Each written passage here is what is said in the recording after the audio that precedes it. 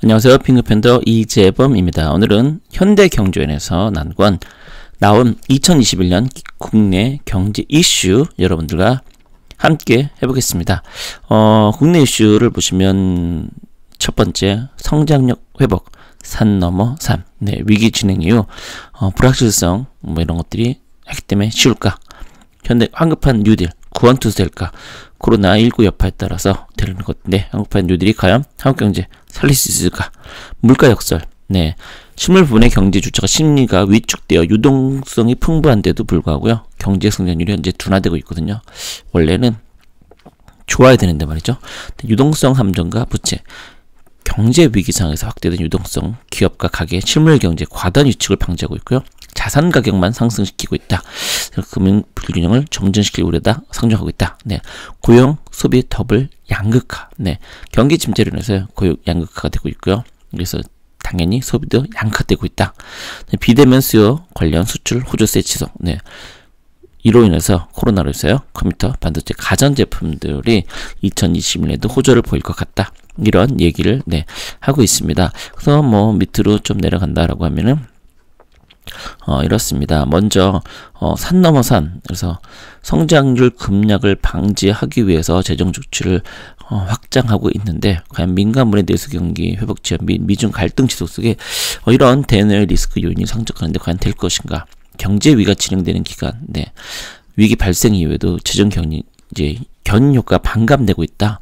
상대적으로 민간분의 경제 활력이 성장률 반등을 경인한다. 그래서 보시는 것처럼 정부 부분과 민간 부분을 보면은요, 확실히 민간 부분이 엄청납니다만 정부 부분이 최근에 늘어나고 있죠. 그러니까 민간분이 줄다 보니까 어떻게 보면 정부 분이 더 많이 늘어난 것처럼 보이기도 합니다. 그래서 정부 재정 지출 실적 개혁을 보더라도 가면 갈수록 현재 늘어나는 추세로 되어 있습니다. 그래서 이거는 꼭 좋다 나쁘다라고 말씀드리기는 좀 힘들 것 같습니다. 왜냐하면 경기가 어렵고 그러면 정부라도 돈을 풀어서 어떻게든 시중에 되게끔 노력을 해야 되는 거니까요. 다만 제조업 소고 재진이 미약하다 보니까 회복 단계에 진입해도요, 바이러스 확산이 되면 여전히 쉽지 않을 것이다. 이런 얘기를 하고 있습니다. 대외적으로 이제 미중 갈등과 이제 선진국 경제 북미나 유럽 이런 것들이 현재 여전히 좋지 않기 때문에 과연, 그래서 제조업의 재고 증감률을 본다라고 하면 보시는 것처럼 재고가 이렇게 확 줄어든 때가 있었죠. 여기 이제 금융위기 때라고 할 수 있죠. 그러고 나서 이제 다시 늘어나고, 그래서 재고가 이렇게 확 줄어드는 게 꼭 좋다라고 생각하면 또 그게 아니죠. 재고가 없어져도 좋은 거 아니야? 근데 그건 아니죠. 그러니까 왜냐면 이게 사이클상 미리미리 만들어 놓은 것들이 있어야 되니까요. 그러면은 경기가 죽어버리면 미리 만들어 놓지 않죠. 만들지 못하는 거죠. 그러다 보니까 재고가 사라지는 거다. 이런 관점에 보시면 될 것 같습니다. 자, 그런 다음에는 고용투수 될까? 한국판 뉴딜. 한국 경제의 저점을 확인했다. 코로나 이전 경제상황이 도달하는 시기는 2021년 하반기, 그러니까 1년 후 정도 될 것 같다라는 얘기죠. 그러니까 저점을 확인했는데 그 저점이 언제까지 갈런지가 이제 사실은 미지수라는 거죠. 그다음에 코로나 이전부터 한국 경제는 노동력 투입 약화, 자본 축적 저하, 신성장 산업 부재, 이런 것들이 있다 보니까 시나리오별 경기 방향성, 이게 가장 좋겠죠. 근데 현재 우려하는 것들은 L자형, U자형이 아니라, 그리고 잠재 성장률도 본다라고 하면 91년, 95년부터, 최근엔 요거겠죠. 16년에서 20년 2.5%. 근데 내년 21년부터 25년까지는, 이렇게 또 점점점 늘어나는 게 아니라 줄어든다는 게 가장 염려스러운 게 아닌가. 그래서 보니까 한국판 뉴딜을 통해서 뭔가 집행을 해서 좀 경기를 살려보겠다. 이렇게 되어 있었을 텐데, 그래서 2021년부터 좀 되려고 하는데요. 국내외 환경이 과연 힘들 때 이게 잘 될 수 있을까? 국가 경쟁력 평가에서 63개국 중 23위를 기록했다라고 하죠. 근데 기업 관련 규제가 46%로 많다, 이렇게 얘기를 하고 있습니다. 아무래도 이 보고서가 현대경제연구원이다 보니까 그렇게 볼 수 있겠습니다. 물가 역선, 최근 풍부하게 공급된 유동성에도 불구하고 물가는 역으로 상승률이 둔화되는 모습, 이런 형태는 2021년에도 반전되지 않을 것이다. 그래서 코로나로 인해서 경기를 부양하기 위해서 양적 완화했습니다. 그리고 통화량 증가를 했는데도 불구하고 물가 상승률로 가지 않는다는 거죠. 그러니까 당연히 돈을 많이 풀면 그래서 자산이나 이런 거 들썩거리면서 물가가 올라야 되는데 분명히 돈은 풀렸는데 자산은 그러니까 물가는 오르지 않고 자산 가격만 현재 상승하고 있는, 어떻게 보면은 정말 그 돈지랄이다. 뭐 요런 상황이다. 라고 되어 있습니다. 그래서 좀 이상하다 보신 것처럼 이렇게 현재 진행되고 있다. 그래서 경기 침체다 보니까 심리가 위축되고 유동성이 실물 경제 제한, 물가 상승률 미약. 그래서 국내 경제 전망을 고려했을 때 유동성 공급과 물가 상승률 간 역의 관계는 당분간 유지될 거로. 그러니까 계속해서 풀지만 물가는 오르지 않을 것 같다. 그렇기 때문에 자산시장만 좀 더 들썩거리는데, 자산시장이 들썩거린다는 건 어떻게든 실물 경제하고는 그렇게 큰 영향이 또 없다고 할 수도 있기 때문에 어떻게 보면은 부의 효과가 제대로 발현되지 않고 있다라고 말씀도 드릴 것 있습니다. 유동성 함정과 부채, 코로나 여파로 실물 경제 위축, 자산 가격 상승 말씀드렸죠. 그래서 보니까 금융 불균형, 그래서 중앙은행 기준금리 인하와 유동성 확대에도 불구하고 실물 부분의 경기는 현재 안 되고 있다. 그래서 민간물의 시장 공급은 기업 부문을 중심으로 확대하고 있다. 그래서 실제로 보시면 뭐 최근에 부채를 많이 대출을 해주고 있다. 그래서 신용 대출로 많이 해주고 있다. 그러다 보니까 중산층이나 이제 고소득층에게 많이 가다 보니까 이걸 좀 잡겠다 이렇게 했습니다. 그러다 보니까 저소득층은 그렇지 않아도 그걸로 겨우 연명하고 있는데 어떡하냐 이런 얘기도 솔직히 현재 진행되고는 있죠. 그래서 산업별 대출을 코로나 부정적 영향이라서 큰 업종을 중심으로 확대됐고요.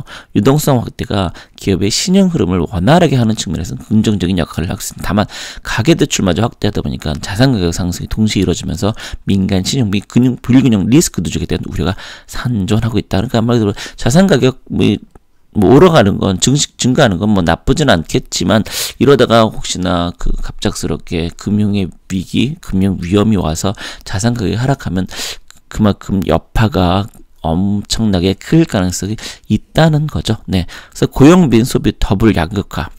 코로나로 인해서 이제 고용이 안 좋다 보니까 소비도 안 좋다라고 할 수 있겠죠. 그러다 보니까 확정적 통합이 재정 정책에도 불구하고 소폭 반등에 그쳤다. 노동시장은. 그래서 노동시장에 미치는 영향은 종사상, 지위, 연령 및 산업별로 차별화돼요. 그러니까 안 좋은 것들은 더 안 좋았고 좋은 것들은 뭐 그와 관련 없이 더. 그래서 요즘 최근에 이제 언택트라고 해서 그런 쪽 분야는 여전히 잘 되고 있지만 이 대면 접촉을 하고 있는 분야들은 아주 현재 상황이 심각하다. 그래서 거의 폐업, 그리고 또 신용 대출을 받아서 연명하고 이런 분들도 많다는 것을 우리가 볼 수 있습니다. 그래서 그나마 좀 바닥은 쳤다라는 것들이 좀 보이기는 하죠. 근데 바닥을 치긴 했는데 특히 일용직 근로자가 여전히 상황이 안 좋다. 이분들이 현재 우리나라의 가장 밑을 이제 바치고 있는 분들이니까요. 그래서 노동시장 양극화에서 소득층을 소비 양극, 그러니까 그거는 돈을 못 버는 분들이 더 많아지다 보니까 돈을 더 못 쓰는 거죠.